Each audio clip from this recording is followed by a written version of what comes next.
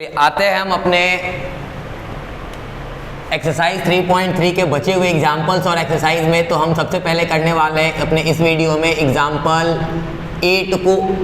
Example 8 में हमें सीधे सीधे लिख दिया गया है कि प्रश्नावली 3.1 के प्रश्न संख्या 1 को को प्रतिस्थापन विधि से हल कीजिए। एक्सरसाइज 3.1 का क्वेश्चन नंबर 1 को हमें हल करना है प्रतिस्थापन विधि से। था क्या जरा हमारा क्वेश्चन नंबर 1, तो जरा देख लेते हैं। क्वेश्चन था कि आफताब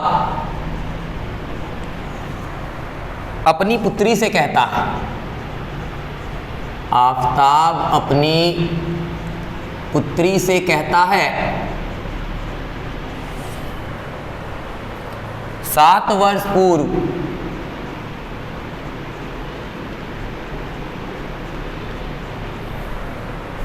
मैं तुमसे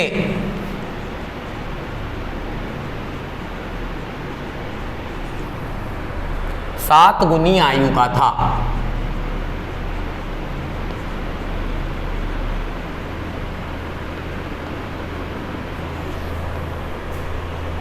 अब से 3 वर्ष बाद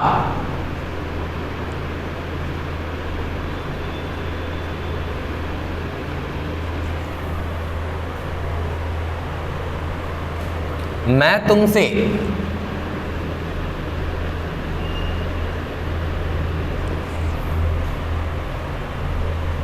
केवल 3 गुनी आयु का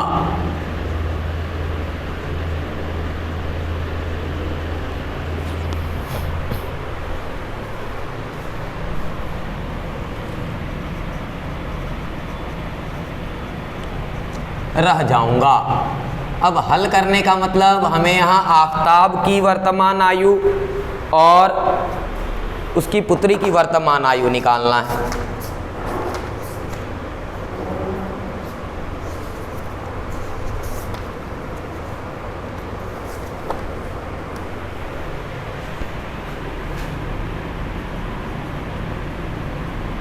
तो हमें यहाँ इस क्वेश्चन में हम देखते हैं क्या कहता है। आफताब अपनी पुत्री से कहता है कि 7 वर्ष पूर्व यानी 7 साल पहले मैं तुमसे 7 गुनी आयु का था और अब से 3 वर्ष बाद मैं तुमसे केवल 3 गुनी आयु का रह जाऊंगा। हमें क्या करना है, आफताब की वर्तमान आयु सीधे लिख लेते हैं, आफताब तथा उसके पुत्री की वर्तमान आयु ज्ञात करें। ये हमें हल करने का मतलब है। तो चलिए सबसे पहले हम करते क्या है, आफताब की वर्तमान आयु तथा उसकी पुत्री की वर्तमान आयु को मान लेते हैं x वर्ष और y वर्ष। तो लिखेंगे माना कि आफताब की वर्तमान आयु बराबर x वर्ष तथा उसके पुत्री की वर्तमान आयु बराबर y वर्ष है। हमने क्या क्या मान लिया, आफताब की वर्तमान आयु को x वर्ष और उसके पुत्री की वर्तमान आयु को y वर्ष मान लिया। अब आफताब कहता है 7 वर्ष पूर्व, तो हम भी प्रश्नानुसार चले आते हैं 7 वर्ष पूर्व। ठीक है, तो चलिए प्रश्नानुसार 7 वर्ष पूर्व, 7 वर्ष पूर्व मतलब पहले, है ना, यानी 7 वर्ष पहले आफताब कितनी आयु का था। तो यदि आफताब आज x वर्ष का है तो 7 साल पहले आज से 7 साल कम होगा, यानी कि आफताब की वर्तमान आयु नहीं, वर्तमान नहीं, 7 वर्ष पूर्व आफताब की आयु कितनी हो जाएगी, x माइनस 7 वर्ष। आज अगर आफताब x साल के हैं तो 7 साल पहले कितने होंगे, x माइनस 7 वर्ष के होंगे, आज से 7 साल कम होंगे। और उसके पुत्री की वर्तमान आयु, तो उसके पुत्री की वर्तमान आयु होगी, आज यदि उसकी पुत्री y वर्ष की है तो 7 वर्ष पूर्व y माइनस 7 वर्ष की होगी। अब यहाँ देखते ध्यान से, ये है आफताब साहब और ये है उसकी पुत्री। आफताब अपनी पुत्री से कहते कि मैं तुमसे 7 गुनी आयु का था, यानी कि आफताब बड़े हैं 7 गुना, ऑब्वियसली बात है, बाप है तो बड़े होंगे, है ना। तो आफताब अपनी पुत्री से कहते हैं कि 7 गुनी आयु का हूँ। और ध्यान रखने वाली बात है कि हम 7 से गुना किधर करेंगे, तो हमेशा गुना हम करते छोटे साइड, है ना। यहाँ पुत्री छोटी होगी इसलिए हमने गुना कहाँ कर दिया, पुत्री के साइड कर दिया। तो यहाँ से हम देखते हैं हमारा आ गया x माइनस 7 बराबर 7 को y से गुना किया तो 7y और 7 को माइनस 7 से किया तो माइनस 49। तो x प्लस 7y को इधर ले आया माइनस 7y और ये माइनस 49 और माइनस 47 को इधर ले आया तो प्लस 7, माइनस 7 था इधर लाया प्लस 7 हो गया। यानी हमें यहाँ समीकरण 1 के रूप में मिला x माइनस 7y माइनस 49 और प्लस 7 मिलकर के हो गए माइनस 42। ये बन गया हमारा समीकरण 1। अब फिर से आगे जरा आते हैं, आगे बढ़ते हैं। फिर कहते हैं आफताब 3 वर्ष बाद, अब बात करते हैं 3 वर्ष बाद। यदि आज आफताब की उम्र x वर्ष है तो 3 वर्ष बाद आफताब की आयु कितनी होगी, तो आज से 3 साल अधिक, यानी कि x प्लस 3 वर्ष और उसके पुत्री की आयु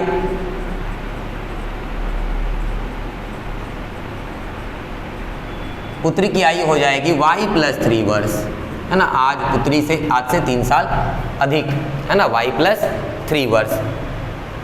अब फिर से आ जाते हैं क्वेश्चन के अनुसार, ये है आफताब और ये उसकी पुत्री। अब कहते हैं आफताब 3 वर्ष बाद मैं तुमसे केवल 3 गुनी आयु का रह जाऊंगा, तो फिर से गुना किधर करेंगे, पुत्री के साइड, यानी कि x प्लस 3 बराबर ये 3y और 3 इंटू 3 प्लस 9।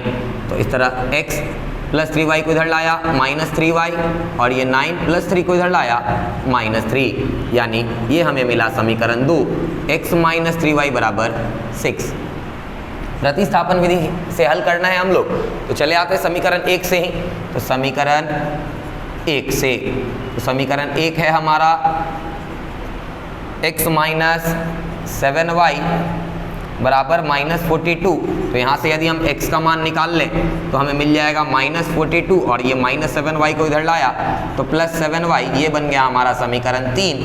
अब इस x के मान को हमने समीकरण 1 से निकाला है इसलिए इसे रखेंगे कहाँ, तो समीकरण 2 में, यानी कि x का मान समीकरण 2 में रखने पर तो हमारा समीकरण 2 है x माइनस 3y बराबर प्लस 6, यानी x की जगह हमने रखा माइनस 42 प्लस 7y और ये माइनस 3y बराबर 6।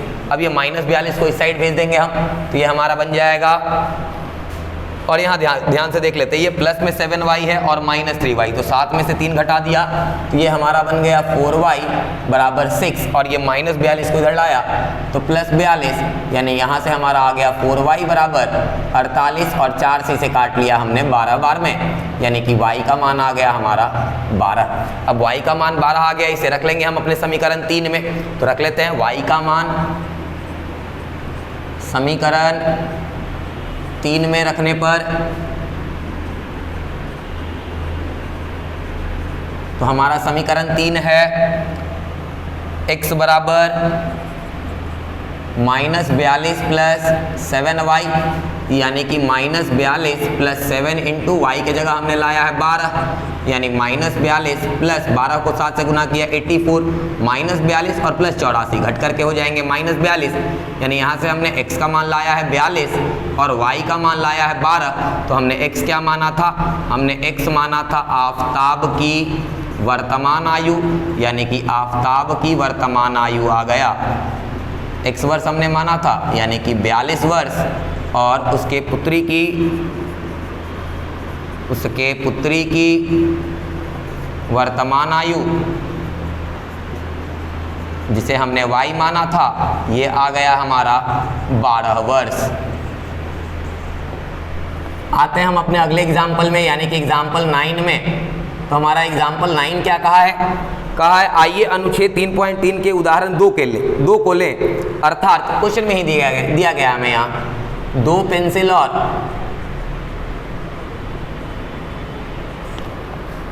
3 रबरों का मूल्य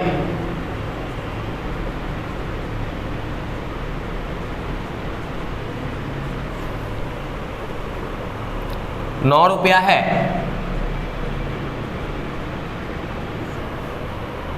और 4 पेंसिल और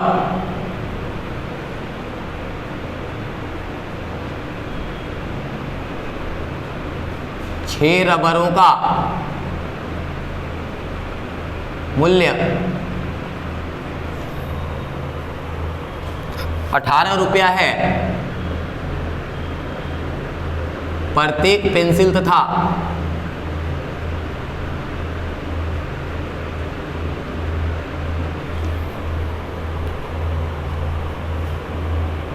रबर का मूल्य ज्ञात कीजिए।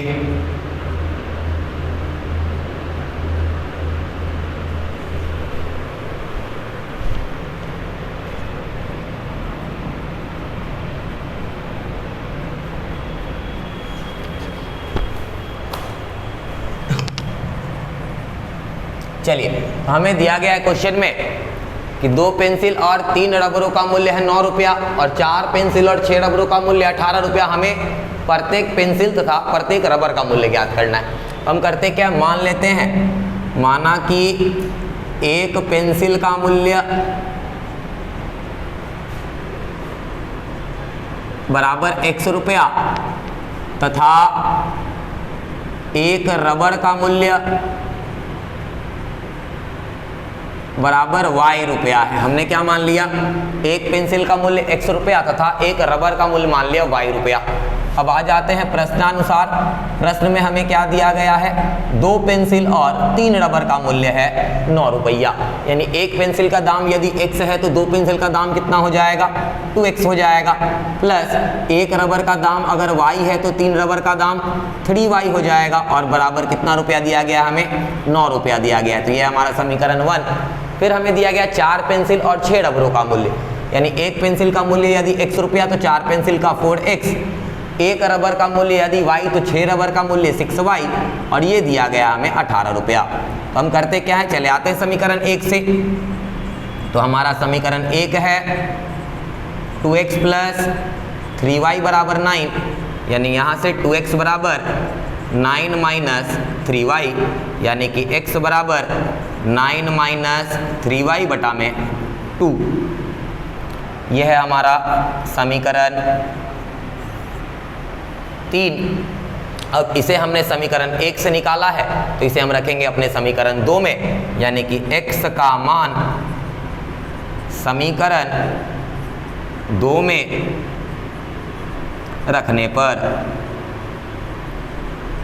तो क्या है हमारा समीकरण 2, हमारा समीकरण 2 है 4x प्लस 6y बराबर 18, यानी कि 4 इंटू एक्स के जगह 9 माइनस 3y बटा में 2 प्लस 6y बराबर 18।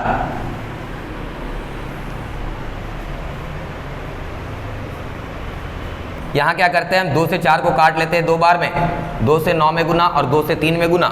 2 से 9 में गुना किया तो 18 माइनस 2 में 3 से गुना किया तो 6y और प्लस 6y बराबर भी 18। ये माइनस 6y और प्लस 6y कट जाएंगे तो हमारा आ गया 18 इक्वल टू 18। अब 18 इक्वल टू 18 आ गया तो इस समीकरण युग्म के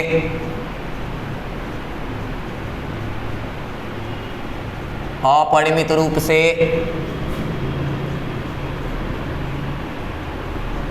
अनेक हल हैं, है ना। इसके एक हल नहीं होंगे, यानी कि अनेक हल हैं इसके, तो समीकरण युग्म के अनेक हल हैं। और यदि हल ही पूछा जाए तो हम यहाँ से लिख सकते हैं x बराबर 9 माइनस 3y बटा में 2।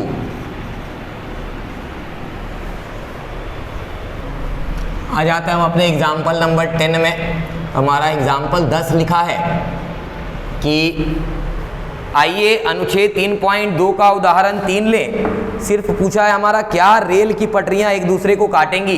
हमें सिर्फ क्या लिखा है, क्या रेल की पटरियां एक दूसरे को काटेंगी। तो देखते हैं हमारा अनुच्छेद 3.1 का उदाहरण 2 क्या है। कह रहा है कि दो rail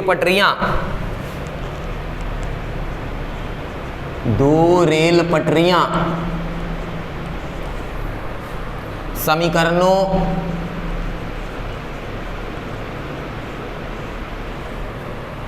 x plus 2y minus 4 बराबर 0 और 2x प्लस 4y माइनस 12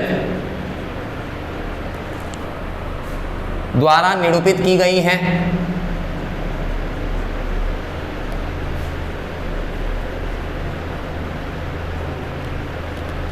और हमें क्या पूछा गया है? हमें पूछा गया है कि क्या रेल पटरियां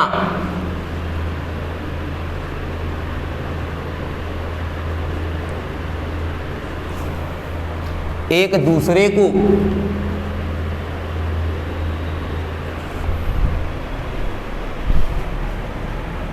काटेंगी? तो चलिए जरा चेक करते हैं। काटेंगी मतलब देखते हैं, जरा सॉल्व करते हैं पहले, तब देखते हैं काटेंगी या नहीं। हल करते हैं। तो हमारे दो समीकरण के रूप में रेल पटरियों को दिखाया गया। पहला समीकरण हमारा x प्लस 2y माइनस 4 बराबर 0 और दूसरा समीकरण है हमारा 2x प्लस 4y माइनस 12 बराबर 0। तो आ जाते हैं हम अपने समीकरण 1 से और x का मान निकाल लेते हैं। तो समीकरण 1 से यदि x का मान निकालना चाहें तो पहले तो समीकरण को लिख लेते हैं। तो यहाँ से हमारा x का मान आ जाएगा, ये प्लस 2y को इधर भेजा, माइनस 2y और माइनस 4 इधर आकर के बन गया प्लस 4। ये हमारा समीकरण 3। अब इसे हमने समीकरण 1 से निकाला है तो कहाँ रखेंगे? समीकरण 2 में रखेंगे। तो लिखेंगे x का मान समीकरण 2 में रखने पर, तो हमारा समीकरण 2 है 2x प्लस 4y माइनस 12 बराबर 0। तो हम क्या देखते हैं कि 2 इंटू एक्स के जगह minus 2y plus 4 plus 4y और माइनस 12 बराबर 0। तो हम देखते हैं यहाँ आ गया, 2 को 2 से गुना कर दिया तो ये बना हमारा माइनस 4y और 2 को जब 4 से गुना किया तो प्लस 8 प्लस 4y और माइनस 12 बराबर 0। तो हम देखते हैं ये माइनस 4y और प्लस 4y, माइनस 4y और प्लस 4y कट गया, प्लस 8 माइनस 12 माइनस 4 बराबर 0। अब यदि ऐसा आ जाए कि एक साइड 0 और एक साइड नंबर, तो ऐसे समीकरण युग्मों के, यानी समीकरण युग्म का कोई हल नहीं है। जब एक साइड 0 और एक साइड कोई नंबर आ जाए तो वैसे समीकरण युग्म का कोई हल नहीं होता, कोई हल नहीं है। अब याद किया जाए जरा, यदि कोई हल नहीं है तो इस समय ग्राफ कैसी बनती है? समांतर बनती है, यानी कि ये रेल पटरियां कैसी है? समांतर है। अतः रेल पटरियां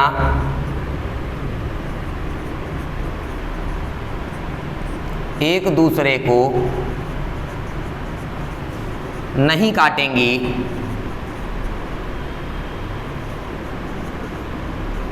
क्योंकि दोनों पटरियां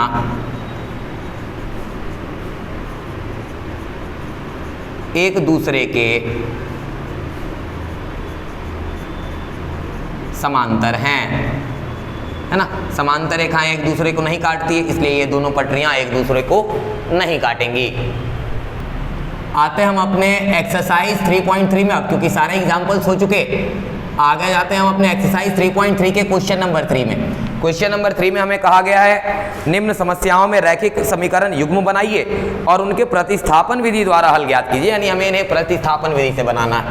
पहला सवाल हमारा है, दो संख्याओं का अंतर, दो संख्याओं का अंतर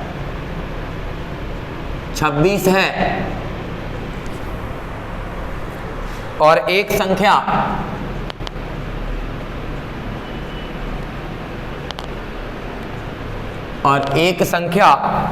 दूसरी संख्या की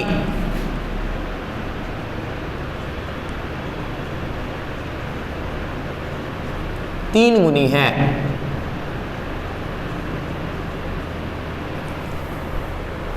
उन्हें ज्ञात कीजिए।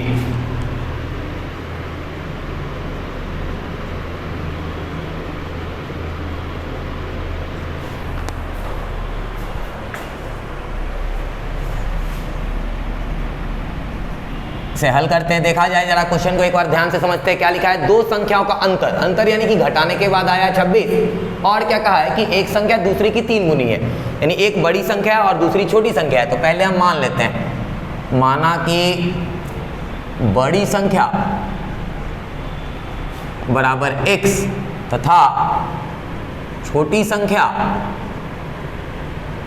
बराबर y है।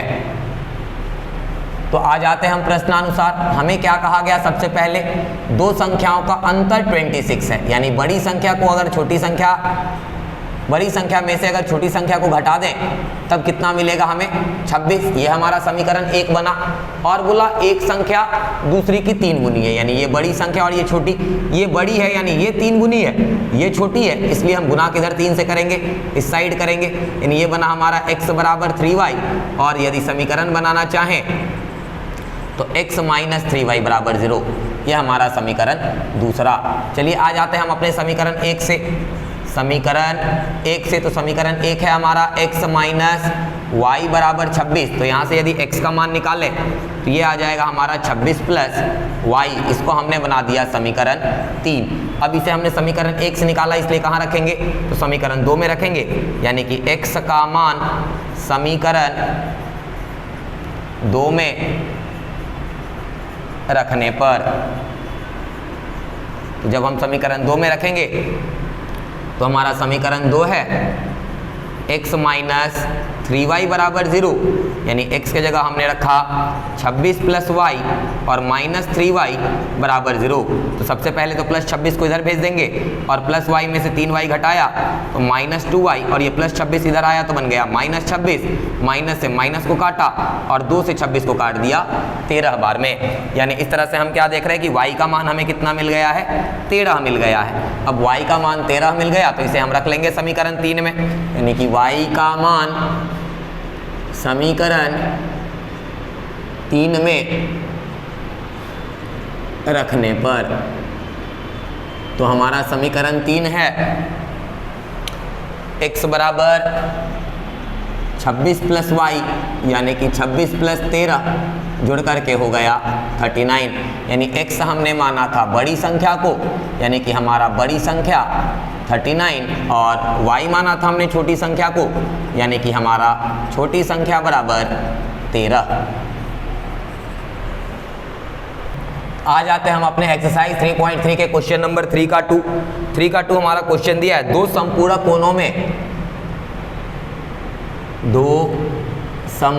कोनों में बड़ा कोण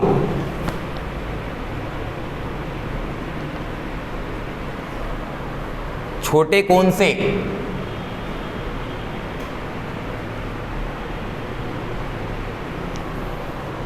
18 डिग्री अधिक है।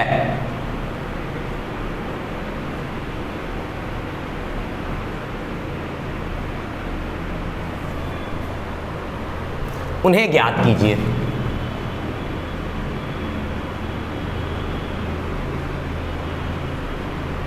चलिए जरा देखते हैं हमें क्या दिया गया है क्वेश्चन में। दो संपूरक कोणों में, है ना, यानी संपूरक कोण की बात हो रही है। तो बड़ा कोण और छोटा कोण, बड़ा कोण से हम लिखे, एक मिनट यहाँ जरा क्वेश्चन में कुछ छूटा हुआ है। बड़ा कोण नहीं, ठीक तो था, बड़ा कोण छोटे कोण से 18 डिग्री अधिक है, सही लिखा हुआ था।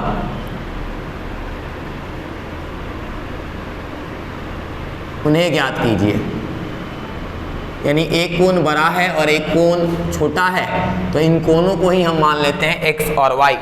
तो मान लिया, माना कि बड़ा कोण बराबर x डिग्री तथा छोटा कोण बराबर y डिग्री है। अब हमें क्या कहा गया है, सबसे पहला बात कि दो संपूरक कोणों में, यानी ये दोनों कोण जो है ये संपूरक कोण है। समपूरक कोण कहते किन्हें हैं? तो वैसे दो कोणों का युग्म या जोड़ा जिन्हें जोड़े तो 180 डिग्री आ जाए। तो हमें कहा गया दो समपूरक कोणों में, यानी ये दोनों कोण समपूरक कोण है, यानी कि इन दोनों को जोड़े तो 180 आ जाना चाहिए, यानी x + y बराबर हमारा 180 डिग्री। ये हमारा बना पहला समीकरण। फिर जरा आगे बढ़ते हैं तो क्या कहा गया? बड़ा कोण छोटे कोण से 18 डिग्री अधिक है। पुनः यह है हमारा बड़ा कोण और यह छोटा कोण। जोड़ने का काम हम छोटे के साइड करते हैं, तो छोटे के साइड जोड़ देंगे 18, यानी यहाँ से यदि हम समीकरण बनाना चाहें तो x degree minus y degree बराबर आ गया 18 डिग्री। यह हमारा समीकरण 2। चले आते हैं हम समीकरण 1 से। तो समीकरण 1 से x y को डिग्री में नहीं लिखते हैं, ठीक है, ये x ही रहने देते हैं। कोण x और छोटा कोण y, माप को, कोण के माप को डिग्री में लिख देते हैं, है ना, 18 डिग्री, है ना, ये ठीक है। चलिए तो समीकरण 1 से चले आते हैं। समीकरण 1 है हमारा x + y बराबर 180 डिग्री। तो यहाँ से यदि हम x का मान निकालें तो 180 डिग्री माइनस y, ये हम बना लिए समीकरण 3। अब इसे हम समीकरण 1 से निकालें तो कहाँ रखेंगे? समीकरण 2 में रखेंगे, यानी कि x का मान समीकरण 2 में रखने पर तो हमारा दूसरा समीकरण है x माइनस वाई बराबर 18 डिग्री। तो x के जगह हमने रखा 180 डिग्री माइनस वाई, फिर से एक माइनस वाई बराबर 18 डिग्री। अब ये माइनस वाई और माइनस वाई मिलकर के हो गया -2y, और ये 18 डिग्री और ये प्लस 180 इधर आया तो -180 डिग्री, यानी -2y बराबर प्लस 18 में से 180 को यदि घटाएंगे तो आ जाएगा -162 डिग्री। माइनस से माइनस को काटा, 2 से 162 को काटा 81 बार में, यानी y बराबर हमारा आ गया है 81 डिग्री। और अब y का मान कहाँ रख लेंगे? तो y का मान रख लेंगे समीकरण 3 में। तो y का मान समीकरण 3 में रखने पर क्या है हमारा समीकरण 3? हमारा समीकरण 3 है x बराबर 180 डिग्री माइनस y, यानी कि 180 डिग्री माइनस 81 डिग्री, घटाया तो आ गया 99 डिग्री। यानी x हमने माना था बड़ा कोण को, यानी कि हमारा बड़ा कोण है 99 डिग्री, और y माना था हमने छोटा कोण को, तो छोटा कोण हमारा 81 डिग्री। आ जाते हैं हम अपने क्वेश्चन नंबर 3 का 3। तो थर्ड क्वेश्चन है हमारा, एक क्रिकेट टीम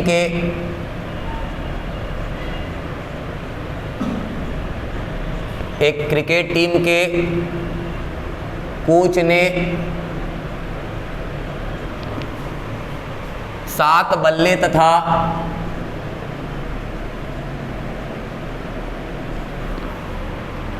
6 गेंदें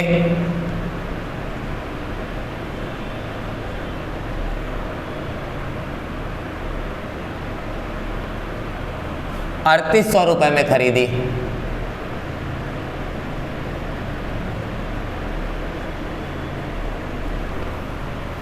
बाद में उसने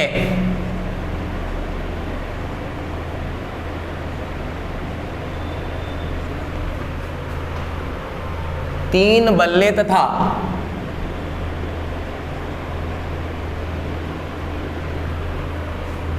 5 गेंदें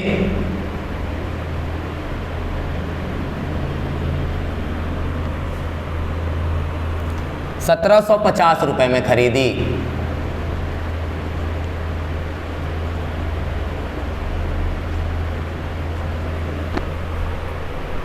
प्रत्येक बल्ले और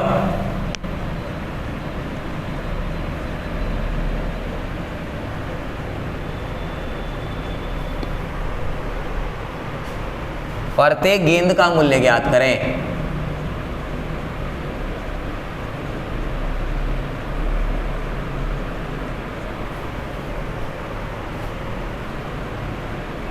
ज्ञात कीजिए। चलिए जरा देखते हैं क्वेश्चन को क्या दिया गया हमें कि क्रिकेट टीम के कोच ने पहले खरीदा है 7 बल्ला और 6 गेंद ₹3800 में, बाद में उन्होंने खरीदा है 3 बल्ला और 5 गेंद ₹1750 में।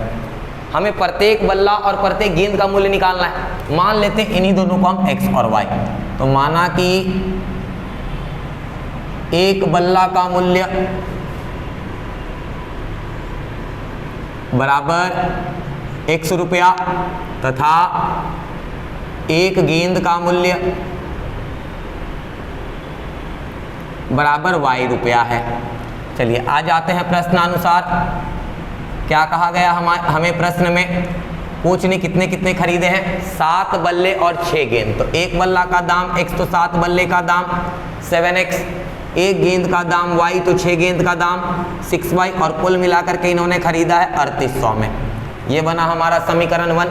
बाद में उन्होंने फिर खरीदा 3 बल्ले, तो एक बल्ले का दाम x, तो 3 बल्ले का 3x, और 5 गेंद, एक गेंद का y, तो 5 गेंद का 5y, और ये खरीदा इन्होंने 1750 रुपये में। तो चलिए चले आते हैं समीकरण 1 से ही चले आते हैं। क्या है हमारा समीकरण 1? तो समीकरण 1 से, समीकरण 1 है हमारा 7x प्लस 6y बराबर 3800। तो यहाँ से यदि हम x का मान निकालना चाहें तो 7x बराबर 3800 माइनस 6y, यानी कि x का मान आ जाएगा 3800 माइनस 6y बटा में 7। इसको हम बना लिए समीकरण 3। अब इसे हमने समीकरण 1 से निकाला, इसलिए रखेंगे कहाँ, समीकरण 2 में, यानी कि x का मान समीकरण 2 में रखने पर, तो हमारा समीकरण 2 है 3x प्लस 5y बराबर 1750। तो चलिए रखते हैं जरा, 3 इंटू एक्स के जगह रखा 3800 माइनस 6y बटा में 7 प्लस 5y बराबर 1750। गुना कर लेते हैं, 3800 में 3 से गुना किया तो 14400, नहीं 11400, 14000 नहीं 11400, माइनस 6 में 3 से गुना किया 18y, इन दोनों से गुना करवा दिया है, और नीचे में है 7 प्लस 5y बराबर 1750। नीचे इस 5y के नीचे 1, 7 और 1 का एलसीएम 7, ये हमारा हो गया है 11400 माइनस 18y, क्योंकि 7 से 7 एक बार में, 1 से दोनों में गुना करेंगे सेम ही रह जाएगा, प्लस 1 से 7 बार में, 7 को 5 से गुना किया 35y बराबर 1750, और इसके नीचे है 1। ध्यान से देखें, यहाँ माइनस 18 है और प्लस में 35 है, तो घट करके ये प्लस 17y बन जाएगा, और नीचे में हमारा 7 बराबर 1750 और बाई 1। अब क्रॉस मल्टीप्लाई करवा देंगे तो 11400 प्लस 17y को 1 से किया तो 11400 प्लस 17y, और यहाँ 7 से गुना कर लेते हैं, 0 35 का 5 कैरी 3 119 और 3 122, 12250। यानी यहाँ से जब हम वैल्यू निकालेंगे तो ये प्लस वाला इधर आकर के माइनस, यानी 12250 माइनस 11400, यानी कि 17y बराबर, घटाने पे हमारा आ जाएगा 0, 10 5 में लड्डू गया 5, और ये 12 में 4 गया 8, और 11 में 11 खत्म, तो 17 से इसे काट दे तो 50 बार में कट जाएगा, यानी कि y का मान आ गया 50। अब y का मान 50 आ गया, इसे रख लेंगे हम समीकरण 3 में। तो y का मान समीकरण 3 में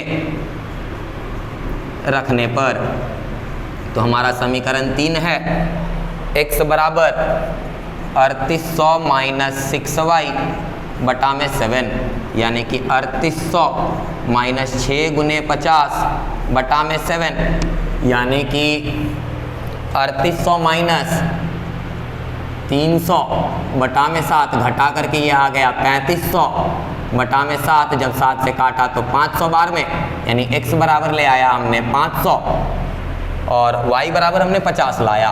तो x हमने क्या माना था, एक बल्ले का मूल्य, तो एक बल्ले का मूल्य हमारा आ गया है 500 रुपये, x माना था हमने तो आ गया 500 रुपये, और एक गेंद का मूल्य, एक गेंद का मूल्य हमने y माना था, यानी ये आ गया 50 रुपये।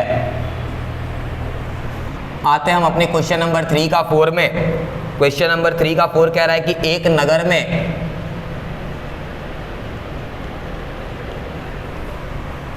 टैक्सी के भाड़े में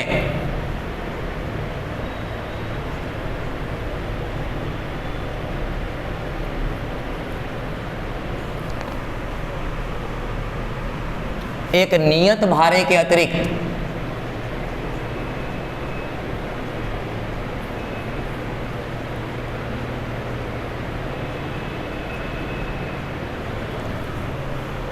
चली गई दूरी पर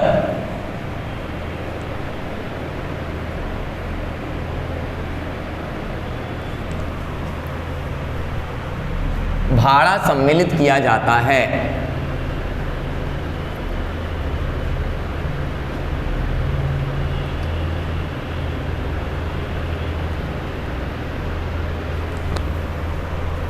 दस किलोमीटर दूरी के लिए भाड़ा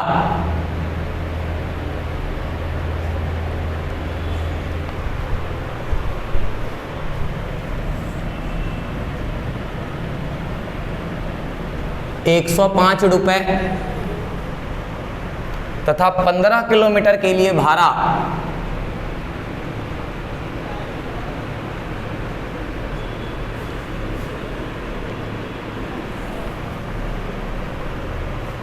155 रुपये है।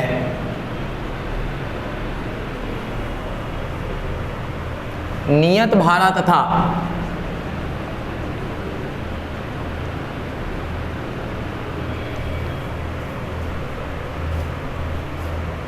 प्रति किलोमीटर भाड़ा क्या है?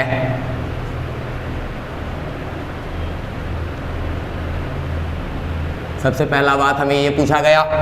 और एक और क्वेश्चन इसमें है कि एक व्यक्ति को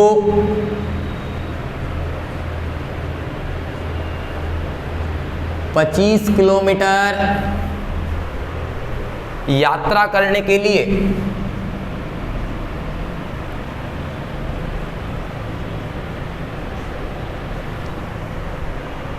कितना भाड़ा देना होगा?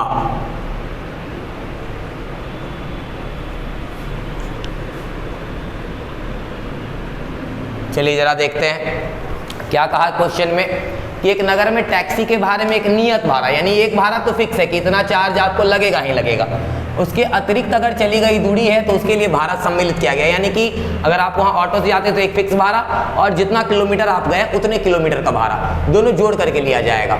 तो बताया क्या गया है कि 10 किलोमीटर दूरी के लिए भाड़ा 105 रुपये है, 15 किलोमीटर के लिए भाड़ा 155 रुपये है। हमें बताना है नियत भाड़ा, यानी कि जो फिक्स भाड़ा है, फिक्स चार्ज है, वो कितना है और प्रति किलोमीटर का भाड़ा क्या है। फिर हमें ये बताना है कि एक व्यक्ति को 25 किलोमीटर यात्रा करने के लिए कितना भाड़ा देना होगा। तो चलिए हल करते हैं। सबसे पहले हम मान लेते हैं, माना कि टैक्सी का नियत किराया यानी कि जो फिक्स चार्ज है वो फिक्स चार्ज है 100 रुपया तथा प्रति किलोमीटर का भाड़ा यानी हर एक किलोमीटर का प्रति किलोमीटर का भाड़ा बराबर y रुपया है। हमने क्या मान लिया?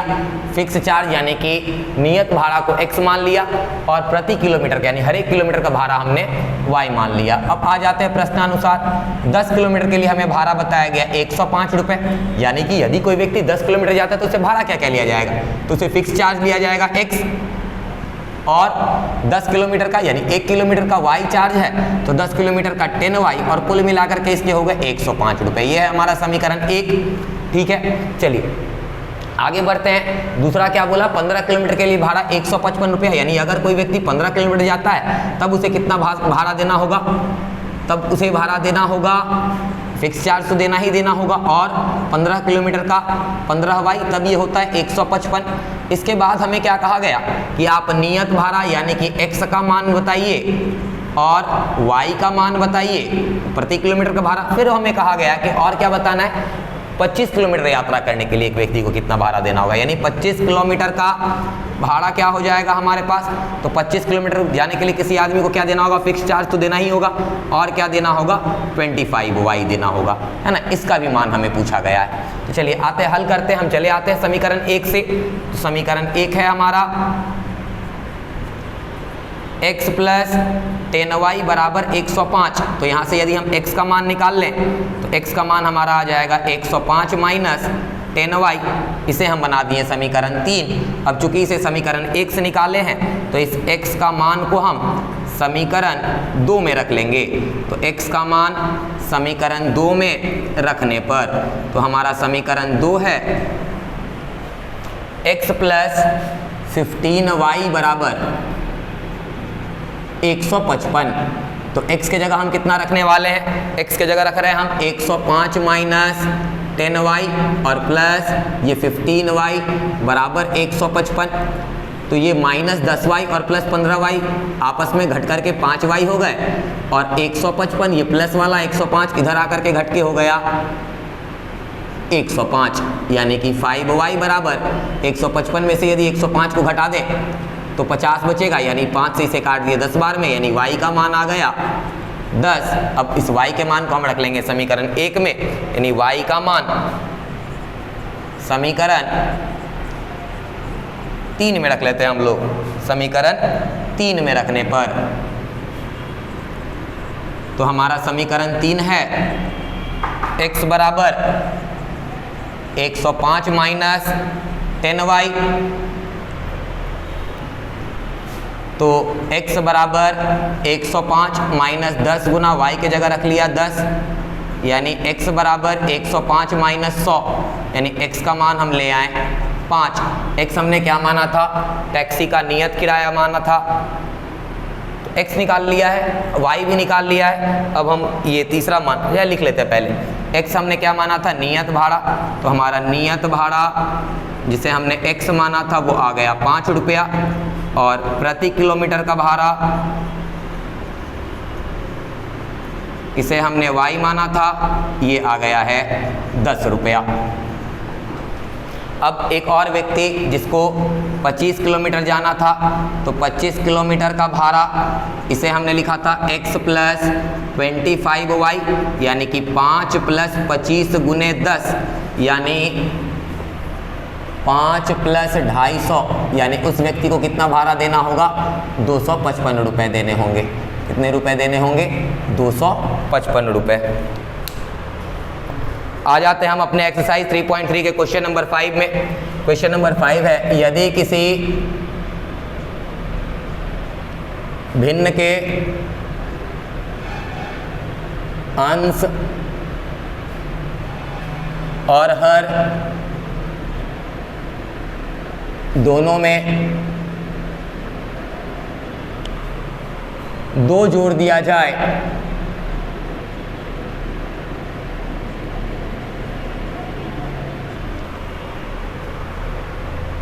तो वह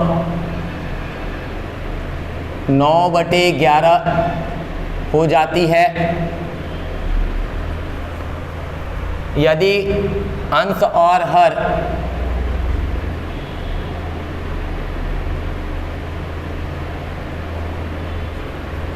दोनों में 3 जोड़ दिया जाए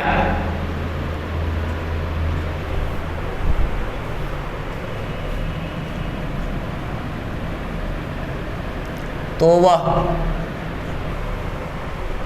5/6 हो जाती है।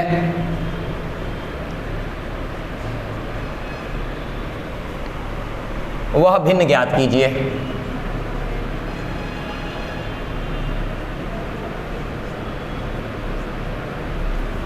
चलिए जरा देखा जाए, तो हमें क्या दिया गया है कि यदि किसी भिन्न के अंश और हर में यदि हम दोनों में 2 जोड़ दें तो वह 9/11 हो जाती है, और अगर दोनों में 3 जोड़ दें तो 5/6 हो जाती है। वह भिन्न हमें निकालना है। तो हम मान लेते हैं कि हमारे भिन्न का जो अंश है वह x है और हर y है, तो हमारा भिन्न क्या हो जाएगा? तो हमारा भिन्न हो जाएगा x बटा में y। अब हम आ जाते हैं अपने प्रश्न के अनुसार। क्या कहा गया हमारे प्रश्न में? हमें कहा गया कि इस भिन्न के अंश और हर दोनों में यदि 2 जोड़ दें, चलिए हमने भी 2 जोड़ दिया, तब ये 9/11 हो जाती है। चलिए जरा इसका क्रॉस मल्टीप्लाई करवाते हैं। तो 11 से x में गुना किया 11x, 11 से 2 में गुना कर दिया 22, 9 से y में गुना किया 9y, और 9 से 2 में गुना कर दिया 18, यानी कि 11x प्लस 9y को इधर लाया -9y, ये 18 और प्लस y को इधर ले आया -22, यानी ये हमारा बन गया पहला समीकरण 11x माइनस 9y बराबर -4। अब जरा आगे पढ़ते हैं, फिर क्या कहा, पुनः अंश और हर दोनों में 3 जोड़ दिया जाए। तो चलिए इस बार दोनों में हम 3 जोड़ देते हैं, तब ये 5/6 बन जाता है। फिर से करेंगे क्रॉस मल्टीप्लाई, तो ये 6 में x से गुना किया 6x, 6 से 3 में गुना किया 18, 5 से y में गुना किया 5y और 5 से 3 में गुना किया तो 15। इस साइड ले आएंगे तो ये हमारा बन गया 6x प्लस 5y को इधर लाया -5y और ये हमारा 15 और -18 प्लस 18 को इधर ले आया -18 हो गया हमारा, यानी ये हमारा समीकरण बन गया 6x माइनस 5y बराबर -3। आ जाते हैं हम अपने समीकरण 1 से, तो समीकरण 1, इस बार समीकरण 2 से ही चले आते हैं या 1 से ही चलते, क्या दिक्कत है, समीकरण 1 से ही चले आते हैं। तो समीकरण 1 है हमारा 11x माइनस 9y बराबर -4। यहाँ से यदि वैल्यू निकाले तो 11x बराबर ये -4, ये प्लस 9y को इधर लाया -9y को इधर लाया तो ये प्लस 9y बन गया, यानी कि x बराबर -4 प्लस 9y बटा 11, ये हमारा समीकरण 3। इसे हमने समीकरण 1 से निकाला है, इसलिए समीकरण 2 में रखेंगे। तो लिखें x का मान समीकरण 2 में रखने पर, तो हमारा समीकरण 2 है 6x माइनस 5y बराबर -3, यानी कि 6 इंटू एक्स की जगह -4 plus 9y by 11 minus 5y बराबर 3। तो चलिए गुना करते, 6 में -4 से किया -24, 6 में 9 से किया 54y बटा में 11 माइनस 5y, नीचे में 1 बराबर 3। 11 और 1 का एलसीएम 11 से एक बार में 1 को गुना किया same to same -24 plus 54y, 1 से 11 बार में 11 को 5 से गुना किया 55y बराबर 3, नीचे में 1। यहाँ जरा ध्यान देते हैं तो 54y और ये माइनस में है 55y, तो ये घट करके -y हो जाएगा, यानी कि -24 माइनस y बटा में 11 बराबर 3/1।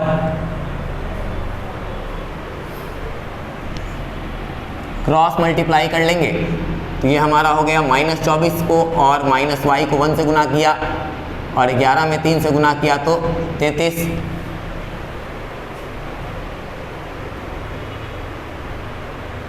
रुका है, यहाँ ध्यान देंगे, यहाँ 3 नहीं -3 है यहाँ पर, तो ये 11 से 3 में गुना किया तो ये -33 बन गया, यानी कि -y बराबर -33 और ये -24 को इधर लाया +24, यानी कि -y बराबर हमारा आ गया है -9, माइनस से माइनस को काट दिया, यानी y का मान आ गया हमारे पास 9।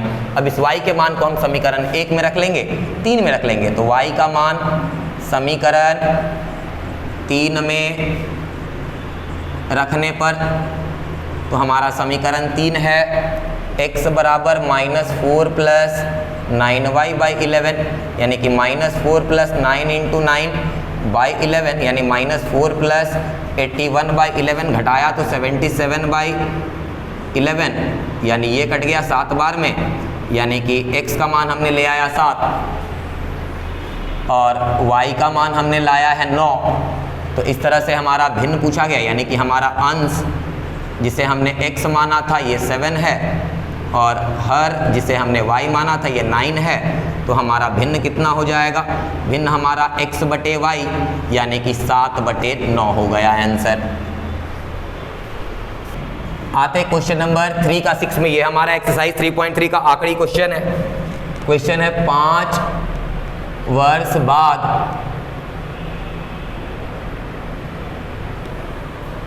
जैकब की आयु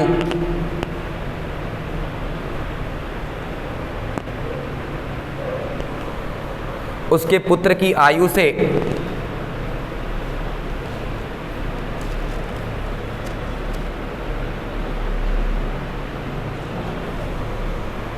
3 गुनी हो जाएगी।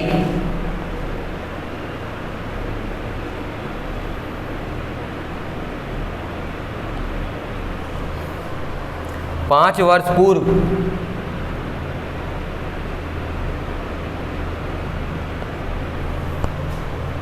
जैकब की आयु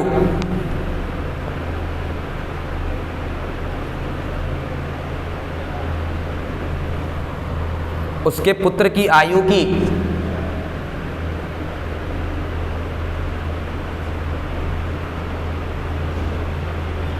7 गुनी थी।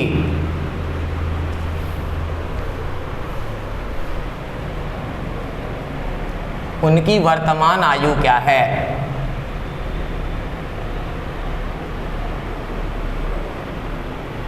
चलिए जरा देखते हैं क्या कह रहा है क्वेश्चन की। 5 वर्ष बाद यानी अब से 5 साल बाद जैकब की आयु जो है उसके पुत्र की आयु की 3 गुनी हो जाएगी, लेकिन 5 वर्ष पूर्व यानी कि पहले जैकब की आयु जो थी उसके पुत्र की आयु की 7 गुनी थी। ठीक है, तो उन्हें उनकी वर्तमान आयु यानी कि उनकी वर्तमान आयु हमें बताना है, तो हम इन्हीं दोनों को x और y मान लेंगे। यानी कि माना कि जैकब की वर्तमान आयु बराबर x वर्ष तथा उसके पुत्र की वर्तमान आयु बराबर y वर्ष है। अब क्वेश्चन में कहा है 5 वर्ष बाद, तो हम भी चलते हैं 5 साल बाद, यानी कि 5 वर्ष बाद। तो 5 वर्ष बाद जैकब की आयु कितनी हो जाएगी?